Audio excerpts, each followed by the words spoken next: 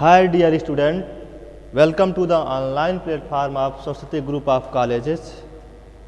Today we discuss about the second lecture, dimensional and error analysis. In first lecture, that is in previous lecture, we discuss about the introduction of syllabus and measurements of unit. Now in second lecture we discuss about the dimensional and error analysis, इसके बारे में हम जानेंगे। Dimensional and error analysis क्या होता है इसके बारे में समझेंगे। ये जो हम पढ़ रहे हैं टॉपिक आपका PHY 101 के अंतर्गत हम बेसिक फिजिक्स के बारे में एनालिसिस ये डिस्कशन हो रहा है। तो चलते हैं आज के अपने सेशन पे। आज का हमारा जो सेशन है वो है डायमेंशनल एंड एरर एनालिसिस। तो डायमेंशन को हम जानेंगे कि डायमेंशन हमारा क्या होता है। डायमेंशनल एंड एरर एनालिसिस में जानेंगे कि डायमेंशनल क्या होता है, ठीक है। उसके बाद हम समझेंगे एरर एनालिसिस में, ठीक है। तो देखते हैं कि डायमेंशन क्या होता है, कैसे डिफाइन करेंगे, परिभाषित करना होगा अगर हमें डायमेंशंस को। तो डायमेंशंस क्या होता है इसके बारे में देखेंगे हम, ठीक है। तो डायमेंशंस को कैसे परिभाषित किया जाएगा तो देखेंगे। The dimension of physical quantities are powers which right to represent the fundamental units, यानी जो भी हमारी डायमेंशंस हैं वो डायमेंशंस क्या होती हैं कि जो हमारी फंडामेंटल यूनिट्स हैं उस पे पावर के एज ए रूप में चढ़ाई जाती हैं। जैसे आपका यहाँ पे the dimension of physical quantities, यानी कि जो हमारी भौतिक राशियाँ हैं उनकी जो विमाएँ हैं वो क्या होती हैं, एक पावर्स के रूप में रिप्रेजेंट की जाती हैं, एज ए पावर्स के रूप में जो हमारी फंडामेंटल यूनिट्स होती हैं उस पर, ठीक है। जैसे अगर हमने लेंथ को कंसिडर किया, सपोज करिए कि हमने लेंथ को कंसीडर किया, ठीक है, लेंथ को। तो लेंथ को कंसीडर किया तो लेंथ को हम एज ए कैपिटल एल से रिप्रेजेंट करेंगे, ठीक है। कैपिटल एल लेंगे और उसको हम क्या करेंगे कि बड़े ब्रैकेट में ऐसे कैपिटल एल से रिप्रेजेंट करेंगे। इसी तरीके से यदि हम मास ले लेते हैं, ठीक है, मास ले लेते हैं तो उसको भी बड़े ब्रैकेट के अंदर हम एम से, कैपिटल एम से रिप्रेजेंट करेंगे, ठीक है। टाइम ले लेते हैं तो टाइम ले लेते हैं तो टाइम को हम कैसे रिप्रेजेंट करेंगे, ये जो हमारा टाइम है तो टाइम को एज ए बिग ब्रैकेट में यानी बड़े ब्रैकेट में लिख के और हम उसको कैपिटल टी से प्रदर्शित करेंगे। तो ये हमारे डायमेंशंस को रिप्रेजेंट करने का ये सिंबल है, ठीक है। ऐसे हम डायमेंशंस को यानी विमाओं को प्रदर्शित करते हैं, ठीक है। जैसे the dimension of physical quantities are powers which right to represent the fundamental units, यानी कि ये जो डायमेंशंस हैं वो क्या होती हैं, तो जो हमारी फंडामेंटल यूनिट्स होती हैं उनके ऊपर एज ए पावर के रूप में चढ़ाई जाती हैं, लगाई जाती हैं। इनको हम डायमेंशंस बोलते हैं, ठीक है। इनको हम क्या बोलते हैं, डायमेंशंस बोलते हैं। जैसे अगर कुछ हम फिजिकल क्वांटिटीज़ के डायमेंशन के बारे में डिस्कस करें तो देखेंगे कैसे डिस्कस करेंगे। जैसे हमारा मान लीजिए पहला है एरिया, क्या है आपका एरिया है। तो एरिया को देखिए ऐसे, ये हमारी फिजिकल क्वांटिटीज है, ऐसे सीरीज में हमने दे रखा है और उसके बाद इनके ये फार्मूले हैं, ठीक है। जैसे relation with other physical quantity, अन्य फिजिकल क्वांटिटीज के साथ इनका क्या रिलेशन है इसके बारे में देखेंगे, ठीक है। तो जैसे हमारा मान लीजिए एरिया है तो एरिया आपका क्या है, लेंथ इंटू ब्रेथ। एरिया को अगर रिप्रेजेंट करना होगा तो हम क्या लिखेंगे, लेंथ इंटू ब्रेथ। और इसको क्या लिखेंगे, ये कैसे आएगा आपका, तो लेंथ इंटू ब्रेथ जब लिखेंगे तो हमारा देखिए एल हो गया। लेंथ को हम एल से, बड़े ब्रैकेट में एल से रिप्रेजेंट करेंगे।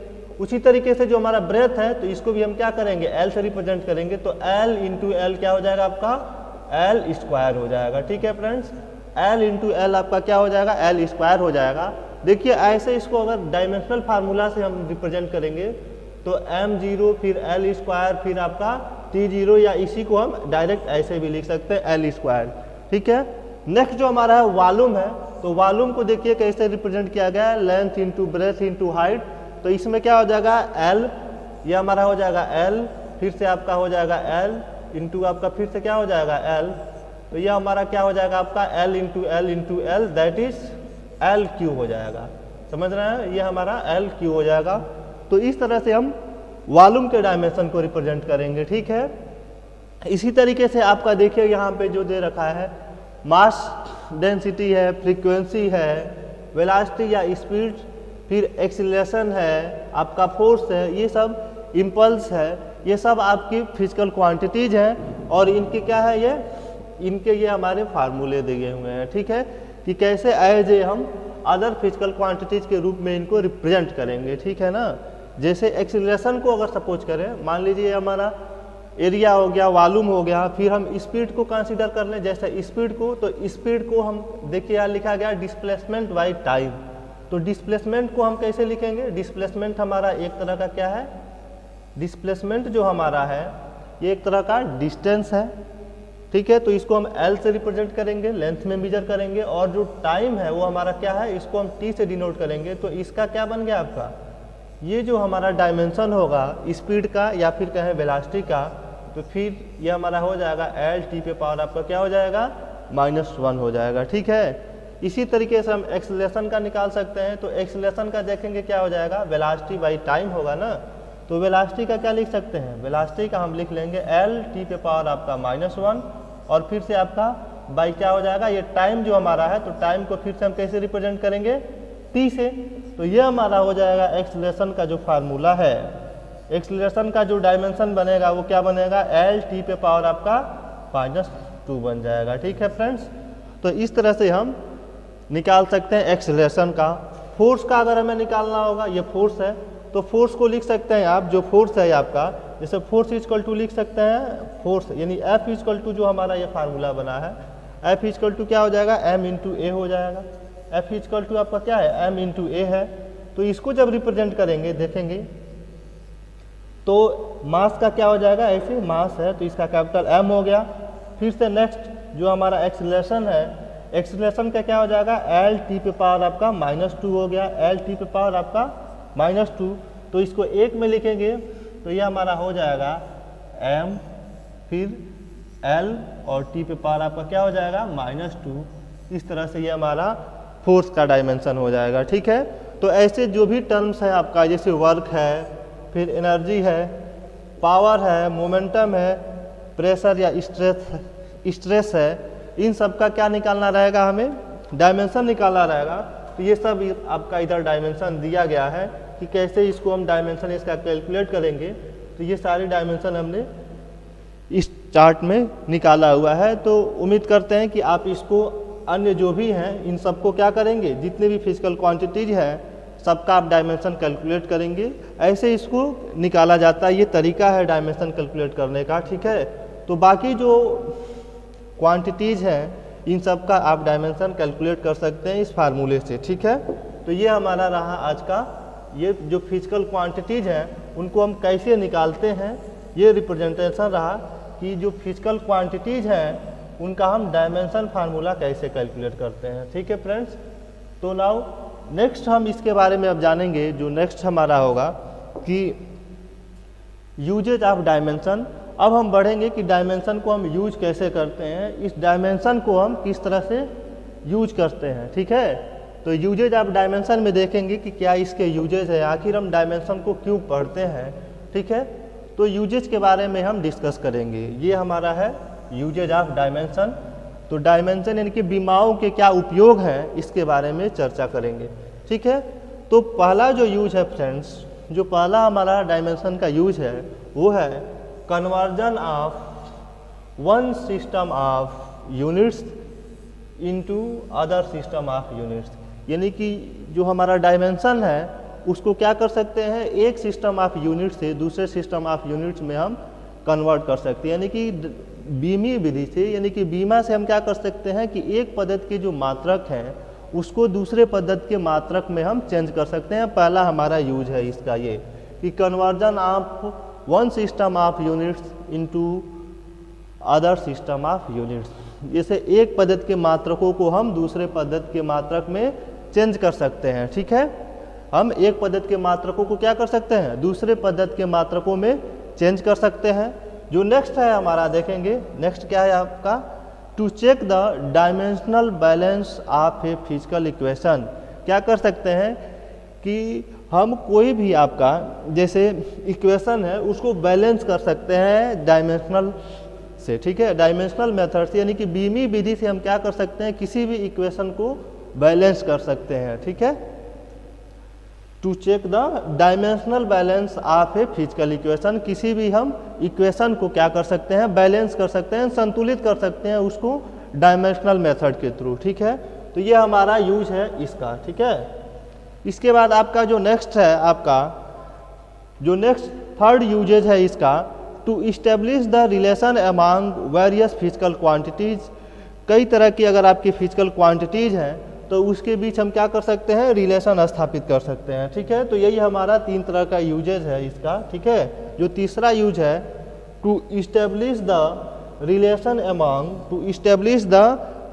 Among various physical quantities. जो हमारी भिन्न भिन्न फिजिकल क्वांटिटीज हैं, भौतिक राशियां हैं, उनके बीच हम क्या कर सकते हैं, रिलेशन स्थापित कर सकते हैं। ठीक है, जो हमारे फिजिकल क्वांटिटीज हैं, तो ये हमारे डायमेंशन के आपके उपयोग रहे कि इस तरह से हम कर सकते हैं। ठीक है, यूजेस कर सकते हैं हम डायमेंशन का। नेक्स्ट जो देखते हैं, हम चर्चा करेंगे इसके लिमिटेशंस के बारे में कि इसके लिमिटेशंस क्या हैं, लिमिट क्या है कि कहाँ तक ये हमारा डायमेंशन जो है वैरी करेगा। ठीक है, उसके बाद ये जो डायमेंशन है इसकी लिमिट क्या है, इसके बारे में हम देखेंगे। ठीक है, जैसे जो हमारा नेक्स्ट स्लाइड है वो है कि कहाँ तक ये हमारा लिमिटेशन इसका वैरी रहेगा। जैसे डायमेंशन का लिमिट क्या है इसके बारे में देखेंगे। ठीक है, तो जो पहला हमारा लिमिट है इसका, इन दिस मेथड, यानी कि इस बीमी विधि से, in this method do not evaluate the dimension less constant.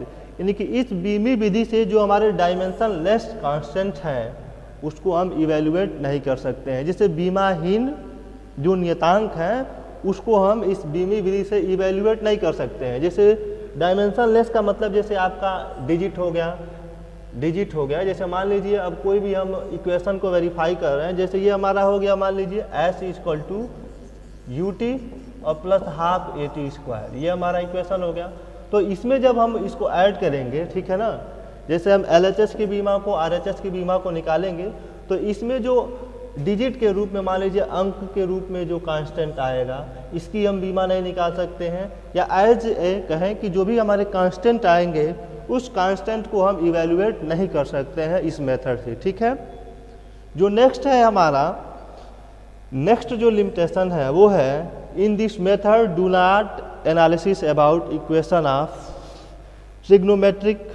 जो हमारे ट्रिग्नोमेट्री इक्वेशंस हैं या फिर एक्सपोनेंशियल है या फिर लॉगरिथम है, इसको भी हम इस मेथड के द्वारा एनालिसिस नहीं कर सकते हैं। In this method do not analysis about equation, यानी कि बीमी विधि से उन इक्वेशंस के बारे में हम एनालिसिस नहीं कर सकते हैं।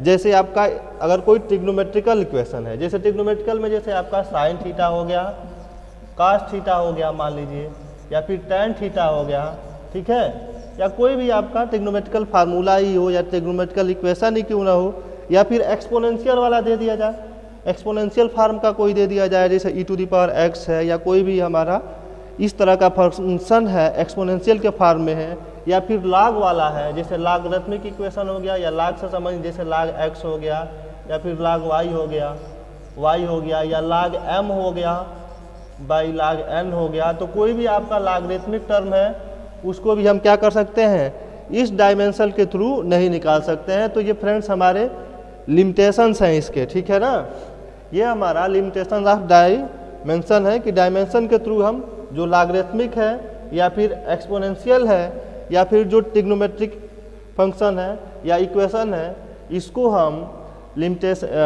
हम नहीं इवेल्युएट कर सकते हैं इस डायमेंशन मेथड के थ्रू। ठीक है, तो ये हमारा इतना इसका लिमिटेशंस रहा, लिमिटेशन के बारे में जाने। ठीक है, ये हमारा लिमिटेशन है। नेक्स्ट जो वीडियो में देखते हैं, जो नेक्स्ट हमारा लेक्चर होगा, इसका रिमेनिंग पार्ट होगा और इस पर हम डिस्कस करेंगे कि कैसे इसके क्वेश्चंस को करेंगे, कैसे जो हमारी फिजिकल क्वांटिटीज़ हैं उसका हम डायमेंशन कैलकुलेट करेंगे। ठीक है, तो आज के सेशन में यहीं तक रहने देते हैं। उसके बाद नेक्स्ट जब भी सेक्शन स्टार्ट करेंगे हम इसके MCQ क्वेश्चन या फिर इस पे डायमेंशन कैसे इवेल्युएट किया जाता है उसके बारे में चर्चा करेंगे। यदि हमारा वीडियो आपको पसंद आए तो इसको लाइक करें, शेयर करें। Thank you for watching.